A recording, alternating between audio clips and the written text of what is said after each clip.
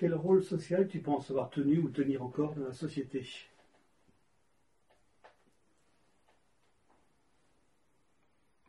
Alors plusieurs, mais bon, un petit rôle important, mais comme défini Pierre Legendre, je fais partie de ces multiples horlogers du social qui font des petits réglages, pas plus, mais c'est un peu. Et puis j'ai eu un engagement politique aussi. Je pense avoir une action politique, non pas déterminante, mais citoyen engagé. Ouais. Tu vas parler plus que ça ou pas du tout? Oui, j'ai été longtemps. J'ai commencé à être militant du PSU les années 60. J'étais encore au lycée. Donc la guerre d'Algérie, j'étais au PSU. Ensuite, pendant tout ce temps, j'ai vu les évolutions du PSU. Et j'étais très intéressé par le courant autogestionnaire, qui ne m'a pas quitté d'ailleurs.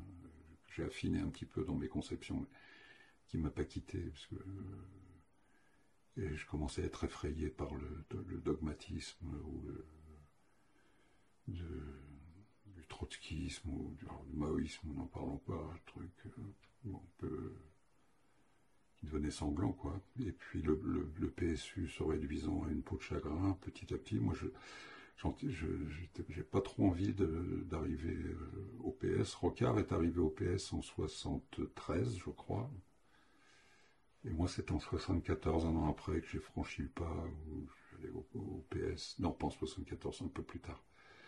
Je suis allé au PS arrivant. J'ai pris contact avec les gens là où j'habitais à Vernon et c'était plutôt très sympathique et c'était tous beaux. La plupart venaient de ce courant autogestionnaire et pendant longtemps, donc de Vernon, puis après en région parisienne où j'ai habité, j'ai été militant du PS. Et j'ai quitté le PS fâché. Parce que j'ai vu arriver les petits marquis et ça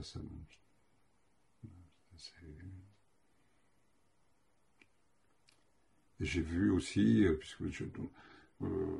c'était très très intéressant, les Yvelines où j'habitais était la fédération du PS rocardienne, où il y avait un bouillonnement,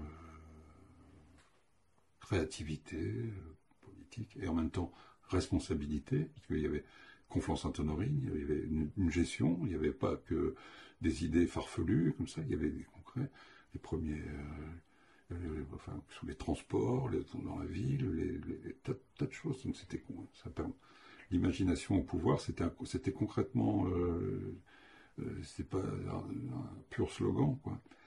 Et après, c'est devenu. Moi, j'ai été candidat dans la commune où j'habitais, à côté de Conflans.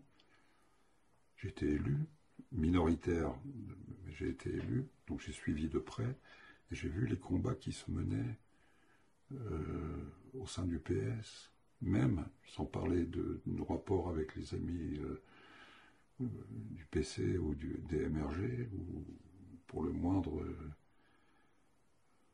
kilomètre de tout à l'égout à refaire, on discutait, même comme élu minoritaire, savoir si Michel, parce que Michel c'était devenu le dieu, allait être candidat ou pas à la présidentielle. Et on a vu ce que ça a donné. Enfin, il était maire de Conflans. Il était maire de Conflans, mais il avait donc il a eu des responsabilités ministérielles et puis il était le Premier ministre, entre autres, après. Hein. Qui étaient les marquis Qui étaient les marquis? Ceux qui sont arrivés en force, parce que quand en 81, le PS avait préparé, il y avait des figures importantes qui sont arrivées dans les ministères, mais ce que le PS n'avait pas préparé, c'est qu'ils n'avaient pas mis les pieds dans un ministère depuis longtemps et qu'il fallait du monde. Hein. et que même si Quilles a dit on va virer tout le monde, ils l'ont pas fait. Et moi j'étais de près, j'ai suivi de près le ministère de l'Éducation nationale, où il y avait quand même des gens qui résistaient au sein de l'administration, qui résistaient à tout changement et qui bien placés, parce inamovibles, parce que fonctionnaires et non pas élus. Alors il y a des tas de conseillers qui sont arrivés. Donc moi j'ai vu dans les Yvelines, je ne peux pas parler des autres fédérations, des tas de camarades arriver dans les ministères comme conseiller ceci, conseiller machin, etc. Et puis quand première cohabitation, les ministères se sont vidés, mais les camarades, ils ne sont pas revenus. Ils sont restés. Délégation interministérielle à la sécurité routière, délégation interne partout. Et après, on a vu arriver d'autres qui, directement, et on en a des prototypes là, actuellement dans ce gouvernement, comment est-ce qu'un monsieur comme Attal, qui, sur le plan universitaire, n'a quasiment rien, comment à 22 ans peut-il se retrouver conseiller technique d'un des plus grands ministères de France, c'est-à-dire le ministère de la Santé et de la Solidarité? C'est ceux-là que j'appelle les petits maquis. Alors, moi j'ai rédigé des tracts encore avec la gestétaire. J'ai collé des affiches. L'hiver, la nuit. J'ai rédigé. J'ai fait les boîtes aux lettres, j'ai fait les gares, le RER, etc. distribué. Pas qu'il faut passer par... Après, chacun fait, on apporte dans le militantisme ce qu'on sait faire et ce qu'on peut faire. Bon, ça, c'est un peu... Si je veux pas mettre... Mais... ce que j'ai...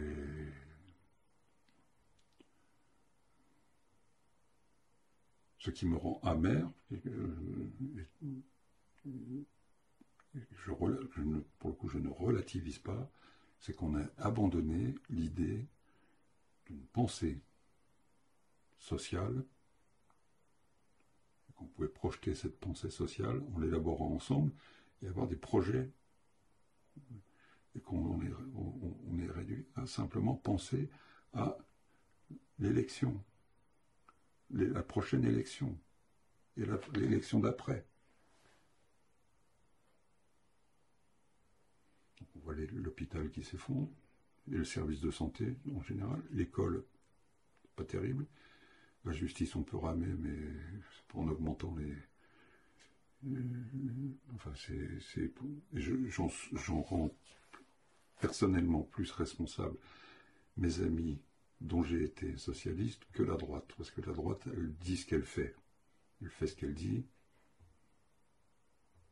C'est une valeur qu'on ne peut pas lui opposer. Voilà, mon engagement politique. Alors j'ai fait un passage chez les Verts aussi, quand même. Ça c'est... Mais ça n'a pas duré longtemps.